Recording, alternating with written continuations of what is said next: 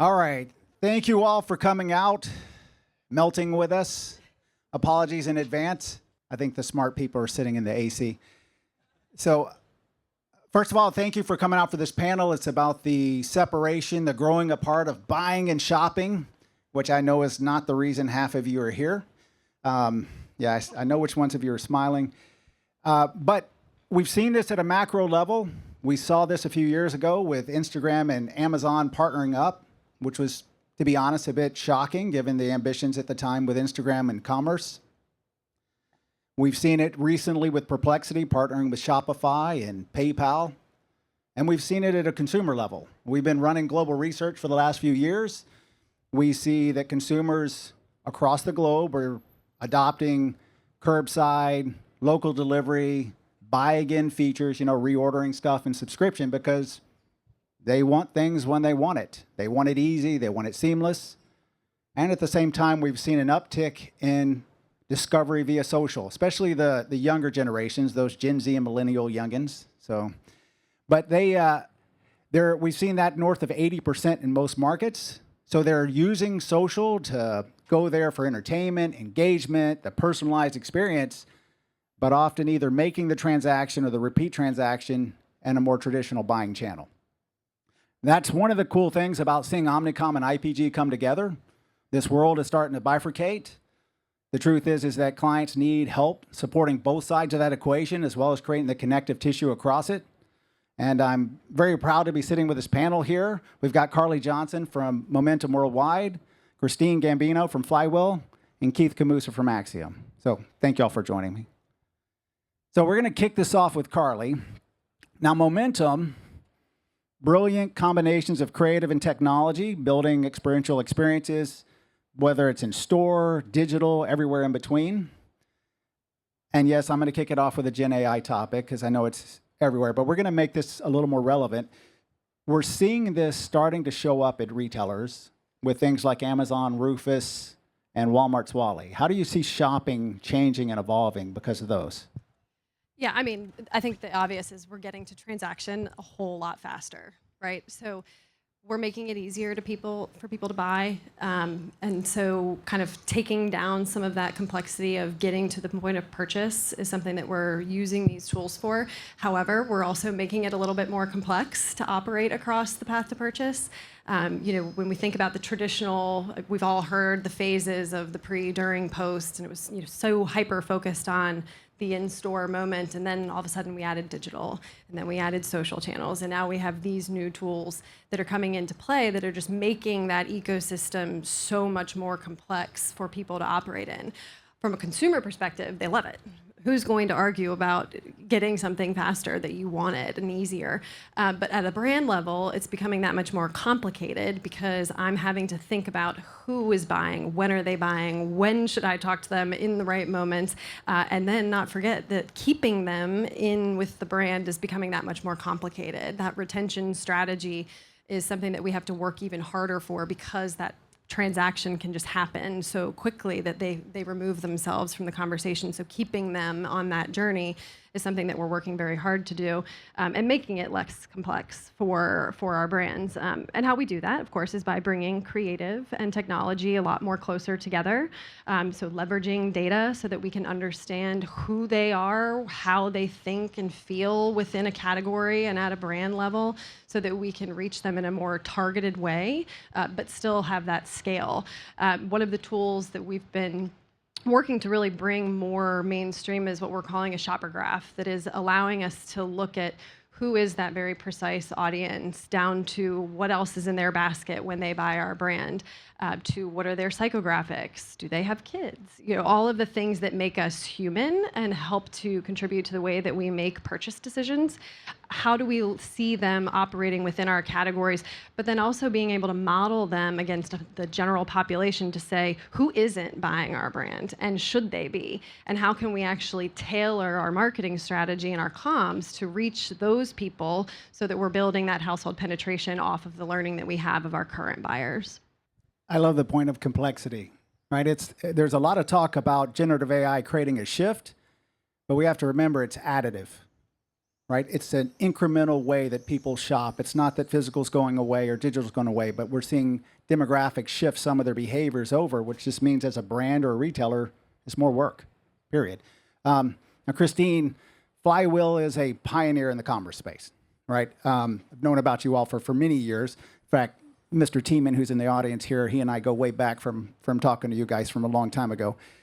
You all help people navigate the complexity that we were just talking about across digital retail, marketplaces, social commerce. And when you think about those channels, especially marketplaces, way more competition, little brands getting to compete, having the same access to shoppers, not one shelf to compete on, thousands, if not tens of thousands. And yet there is some benefits of this, right? Things like buy again and subscription models, which basically is like a new form of loyalty program, right? That's loyalty through convenience. It's really powerful. I had a CEO about a year ago just about lose his mind at a meeting when he realized he lost all his buy again shoppers when he did a SKU changeover. And so not seeing that, because it's really fairly recent, is a new thing. How do brands protect their buy again and subscription shoppers and or steal someone else's? Yeah, I think there's a lot of different ways you can either protect or conquer, that consumer purchase. First of all, you need to be available. You actually have to have inventory. That's the easiest disruption point, is that a minute someone's on, a automatic buy or subscribe and save or whatever the program may be, if the product's not there, they're going to immediately start to look elsewhere. And so that's obviously an immediate one. But understanding that consumer path to, journey in general and kind of building a little bit on what you talked about is how do you ensure that you have the right content at the right place at the right time? And then what is your overarching strategy? And it's not just a media strategy, it's a retail strategy. Because to your point, you still need to make sure that you're not disrupting the SKU, because again, if it's automatically buying against that SKU level and it's not there all of a sudden, you're not going to have that opportunity. And so it's a little bit of making sure that you're meeting the consumer, but you're understanding the point of market entry, right? You're understanding when are they entering into your category? When are they entering into that specific retailer space? And then what is ultimately driving, because it's a combination of things, it's not just one thing anymore. What is that right and optimized combination that's going to drive that conversion and drive that loyalty? So loyalty to your brand. Right now we're in a much more finicky consumer base than we have in the past, right? And so that brand loyalty isn't what it used to be, And so what you have to go up against is it's not just, is my brand messaging? Is my pricing strategy there? What is my coupons? What is my promotions? Do I have the right content? Am I maximizing all my media? Am I on site? Am I off site? Am I in social? How am I judging that attribution? And so for us, it's like making sure that you're setting up that right strategy to grow your business, ultimately sales and share. At the end of the day is going to be critical, and making sure that you're not just looking at one piece of things, but looking at it holistically. And I think that's where a lot of the brands start to fall down, is because they look still at things as an independent action or independent opportunity. And so it's like, oh, my retail team is different than my trade team is different than my brand team, but ultimately reaching that consumer against all of those different tactics and opportunities, telling that right story, that's really what's going to drive the loyalty to your brand and their products. No, I love that. I love the fact of the functional silos that have been around for a very long time are now starting to be somewhat of a hindrance. To your point, you got to not just show up with inventory, so supply chain has to be connected, but it's also all other aspects of merchandise. This world is getting bigger and more complex, and it has to stay connected.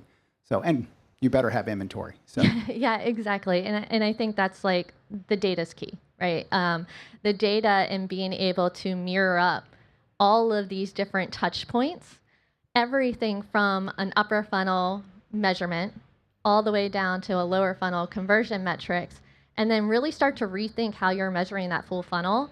That's going to be where, we start to really have some interesting conversations and disrupt how the consumers are buying. And you use data just to segue so perfectly to Acxiom. So Acxiom, Keith, they've decades of experience with data, identity resolution, omni-channel activation. So you're this unique play for connectivity across a world that continues to fragment, not just buying and shopping, but physical, online, social, and now generative AI search. So how do you keep a great understanding of shoppers across all that and do it in an ethical way? We are helping with different types of clients in different ways. So for brand marketers, we're helping to unify their data across enterprise, across business units, get the 360 view of the customer, make sure that it's refreshed, it's clean, it's correct, it's accurate, and that it's deployable in these types of use cases. It's deployable in the ecosystem, it's connectable to partners, that there's sufficient information that goes along with transactional history that can be taken advantage of and learned from in marketing. For other types of clients like retailers, we're playing an enablement role in powering retail media networks. And we also work extensively with our agency partners on the types of things that you're describing, from audience understanding, where are we going to get a share shift from, who are our current customers, who are likely to be our next customers, and trying to do exactly what you're saying around full funnel and kind of breaking the silos there and some of these false kind of notions that performance and brand can't go together, like they're very different things, when really they're just where different audiences are in the shopping process. So lots of connecting fragmented data, fragmented records, fragmented technology. Sounds like both retail media and complexity is a good thing for Acxiom. It's a good thing. I don't know if everybody else feels this way, but I feel like as we continue to bake, we may have to rotate It's like extreme. a cooking thing. I don't want to cook evenly up here. I have on 3 layers of sunblock on my head, but it's extremely hot. All right, so this is for all 3 of you. I wanted to give you a chance to respond to stuff separately, but now it's just kind of an open forum. So going back to some of the generative AI stuff, and I love that point about, because Rufus and Wally are going to affect stuff, but it also changes things at a macro level, and you kind of hinted at that. How do you see brand and retailer relationships evolving because of it? Yeah, I mean, I think it's 2 things. So we're seeing our retailers be a lot more receptive to more engagement in their stores. They're realizing that they need to evolve beyond just being a sales channel and engage people in a way that keeps them coming back, not just for the brand. Alternatively, our brands are having to work harder because the onus is on them to keep people coming in and buying their brand. So we're seeing more time and activation dollars spent in how do we engage physically, but also marry that with the digital experience. And that's another layer of complexity. But the second thing from a process standpoint is, while this is great that we're adding in another way to be more efficient and better serve our consumers, we also need to be prepared from our internal structure standpoint to operate that way that can build upon those efficiencies. By bringing in these Gen AI tools, we are adding another person to talk to between brand and shopper and media that we have to all think together to create that true omni-channel solution that everybody's ultimately trying to get to. That's interesting because the joint business planning is still fairly new with retail media being part of it. And that I watched both brands and retailers really struggle with that. Well, brands struggle more than retailers. Retailers are smart enough to say, hey, let's go negotiate pricing and assortment and trade over here, and then come into this room and let's talk about retail media. And now, to your point, there's this third dimension. So I can see how that's going to make things a lot more challenging. The consumers are probably going to get faster. They're faster than brands, right? Consumers are more willing to trust now the Gen AI than I think the brands are willing to trust the Gen AI. And I think it's going to be interesting that if the brands don't kind of get over that hurdle fast, I think that's where you're going to start to see a little bit of risk, because consumers are much willing to say, show me the best product. And I can't think, I maybe do lotion right now, or sunscreen, given where we are. But it's like, give me the best sunscreen that is both, healthy for us, or, whatever your attributes may be. And up's going to come. And if it's in that price range that a consumer is willing to pay, they're just going to say buy, right? And so I think that is where consumers ultimately will lead us. And so I think from a Gen AI perspective, how do you then start thinking about agents? How do you start thinking about your Gen AI agents? What does that look like from a buying and transaction? How do you then build that into your strategy? How do you build that into your strategy? What does that look like? And so these are the things that I think brands are really need to focus on as we think where this Gen AI goes. Obviously, you still have the efficiency tactics, but what I would say more than efficiency is it's optionality, right? It gives you the ability to generate many more options quickly that then gets you to the right content or gets you to the right assortment in general for your brands and ultimately for the consumers. And so I don't think it's a replacement like everyone believes, much less a opportunity to iterate quicker, to generate further ideas, et cetera, and just drive more opportunity there. That's a great point. Go ahead.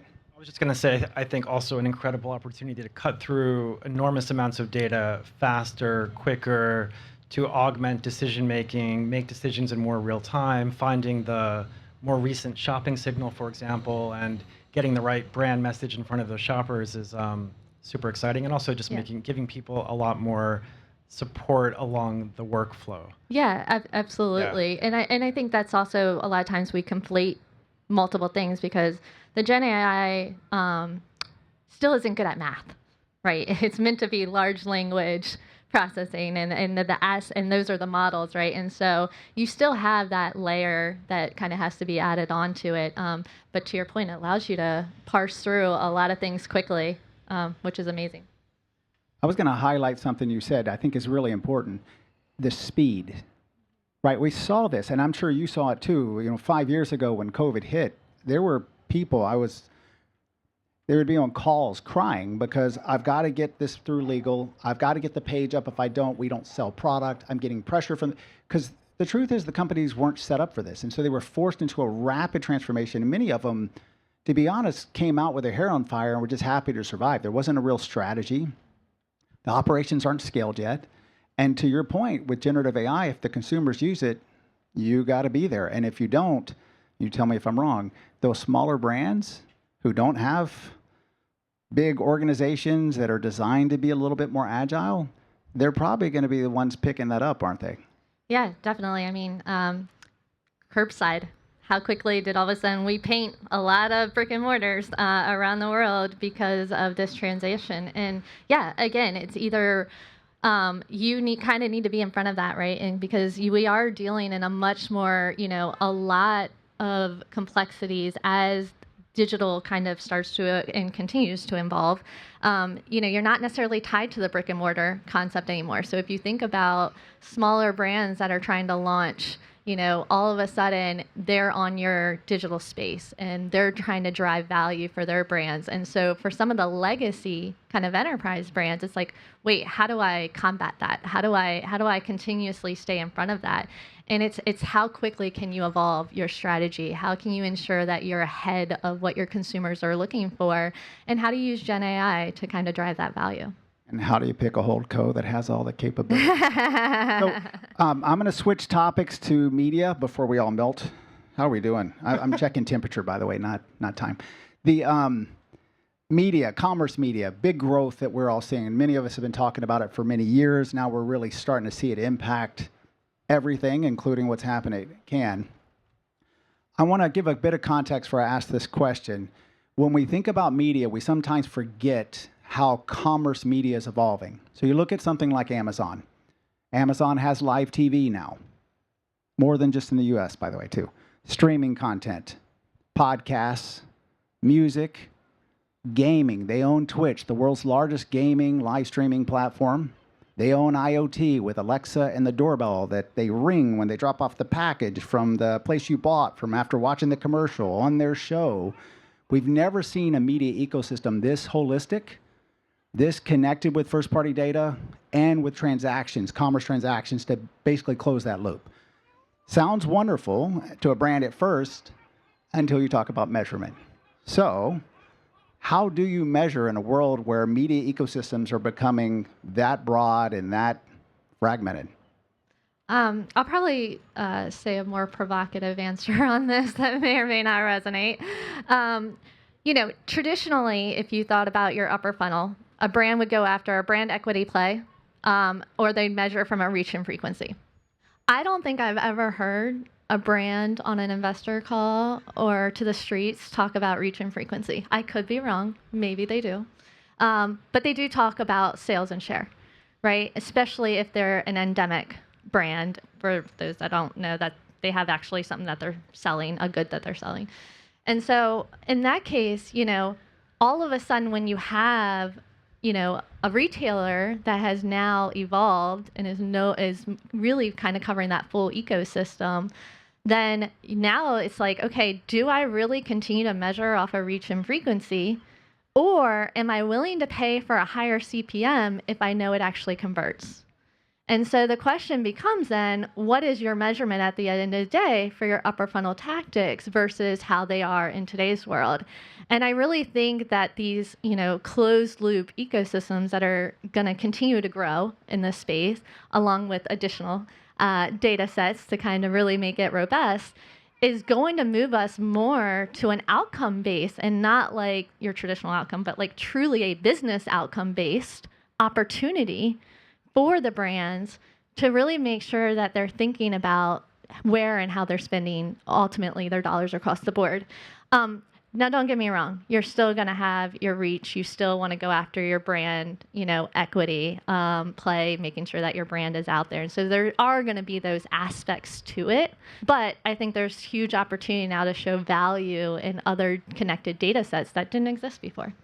Yeah, I agree 100%. Super exciting to get to a place where reach and frequency is used to tune the outcomes that we're trying to achieve based on the audience. Reach and frequency is sort of transactional with partners, but it's not the outcome. It's the thing we can tune. So typically, when you get into the audience level, more frequency might be necessary in certain places, maybe upper funnel to move metrics or make someone aware, like message repetition, all those things still apply. And perhaps for audiences that are more qualified or already in a shopping journey, you need the right ad in the right place, but not necessarily too many ads in the right place. Yeah, absolutely. I mean, the best way I always explain it is like you have guardrails, right? So I have my guardrails, I have my inputs ultimately, but my output is not necessarily reach and frequency. My output and what I'm measuring, that's really going to be, did my sales go up? Did my share go up? Am I driving my business value?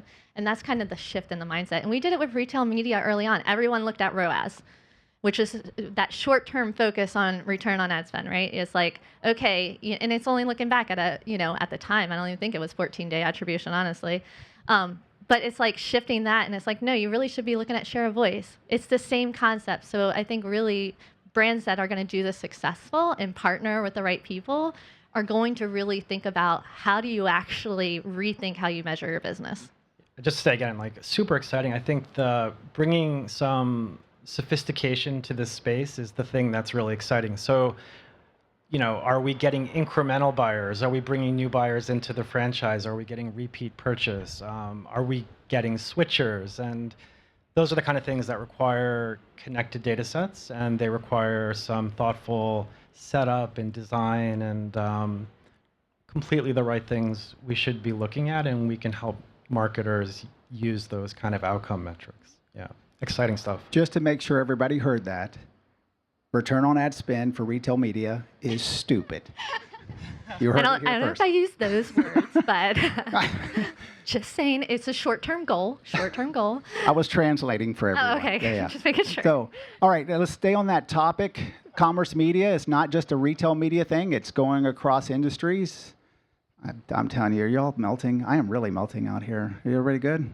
Okay. I'm watching. I'm doing that so I can see your eyes, so I can see who's about to fall over, so I can get them some ice water. So, what about commerce media and other industries? What are you starting to see? How are they building this? Who's doing it? Yeah, I think what you're seeing is, obviously you're seeing the big players play in this space, right? And so that's easy. But a lot of our brands still have a lot of especially if you think about Europe, very fragmented, right? Like there's not like a lot of like big players and big share. And so I think what you're going to start to see is a little bit of like, how do they partner with and kind of build out retail media networks that really kind of drive their business?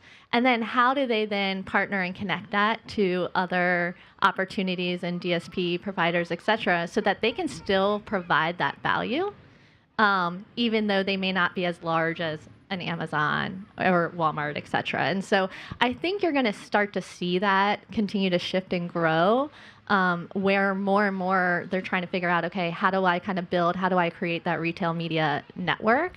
And then ultimately, how do I make sure it's a value add for the brands, that are operating and partnering with us? And so I do think we're going to see some growth there. I think we will always be very fragmented. I don't know if I necessarily see a vision right now, could be wrong, for a ton of consolidation, especially geography driven.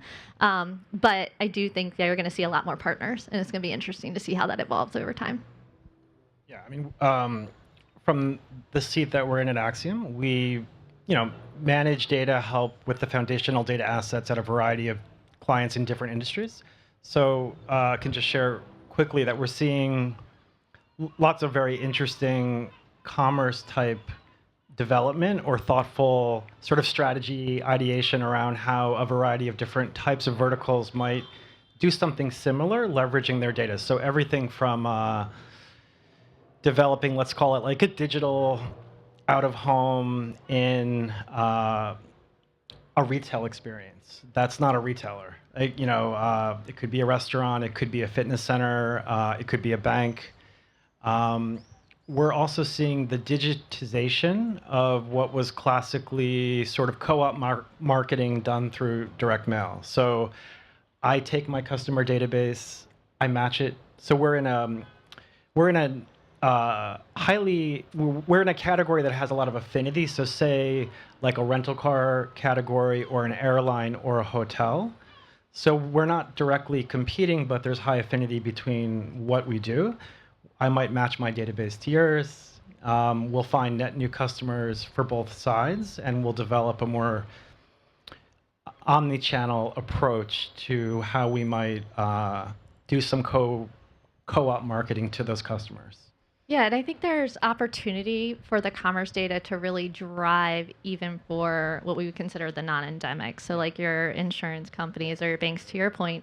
And some of that opportunity is like understanding, okay, did all of a sudden they start searching for floor mats, et cetera? Like these things are signals that either they bought a car maybe, or they're going to potentially buy a car. And it's like, how do you use all of these signals and tie those signals to other data sets within availability from an Axiom, et cetera? And how do you then drive that very precision audience to say, okay, here's an opportunity. Maybe you want to actually go after a traditional media play with them. Yeah. And when you do it well, it really works. It works for the consumer, it works for the customer, it works for the brands. It's like better experience. You get some value adds. It just makes sense. I think a lot of our financial services clients have been very, very good at this, like for decades. Loyalty programs with points and lots of membership benefits that extend into different brands. And it's exciting to see a lot of that come into the digital space, kind of following the lead of the retailers, right? All right, I have one last question for you all. Round robin, though. So, I'll clarify for everybody because I know what you know what I'm going to ask. But what is the priority that brands or companies should be making that they either aren't thinking of or just not making the priority? And so everybody knows the reason I say the priority versus a priority is what we talk about. The priority is what we actually do something about, which is sadly how the industries work. What's the priority they need to be thinking about? Yeah, I mean, I think from my standpoint, coming from the creative side, it's figuring out how to do both. Figuring out the supply chain, figuring out how to create the efficiencies, all of that stuff is really great, but not losing sight on the opportunity to continue to bring more engaging creative. Because like we've talked a lot about, it is complex, but it's also a lot quicker. And so keeping them with our brand is something that we'll have to work harder for. And so not losing sight on the idea that creative is still very important. We will use that data and we will find who we're talking to and then make sure that the work itself resonates with them. Otherwise, it's not worth doing the work. It's a great point because as all boats rise, it becomes harder to separate. So, Definitely agree. I think one that I will say maybe I just don't think is top of mind for brands, not necessarily the priority, maybe.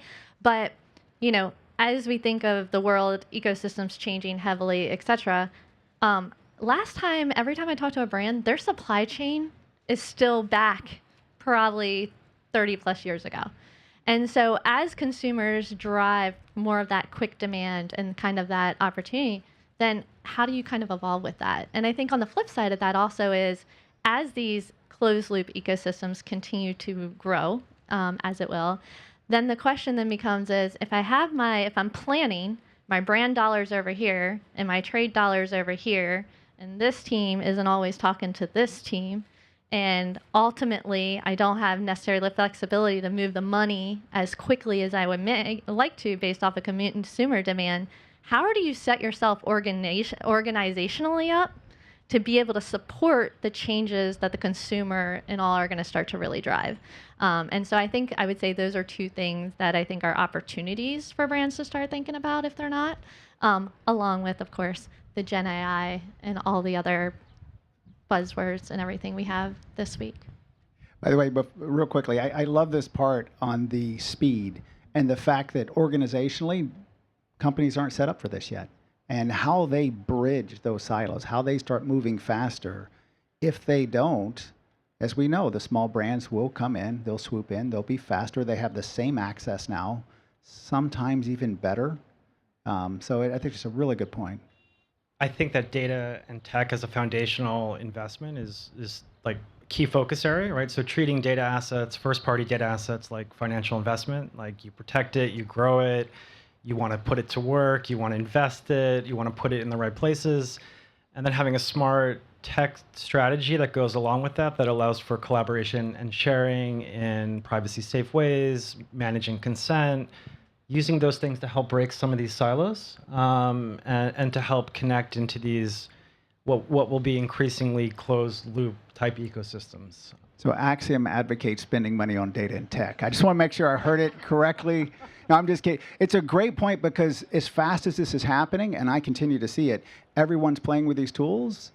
They're not thinking about the safety necessarily with the data to some extent, and many of them aren't building those intelligence like repositories yet to grow from. So You have to have the foundation for the AI, right? So like the data readiness to feed into agents and put them to work, and you have to nurture them and grow them, right? If you want to connect in sort of safe, privacy compliant ways, like we need to have a common sort of data tech language that we can communicate back and forth in. Yeah. No, absolutely. Well, thank you, I just thank the panel for staying up here. I think I've lost 3 pounds. Hopefully you benefited as well from being on the panel. And thank you all for coming out and dealing with the heat. We'll be around for Q&A, but not out here. So we're gonna migrate in there where it's a little cooler. So if anybody wants to stick around and talk to any of the panel members, they'll be here. Okay? Thank you.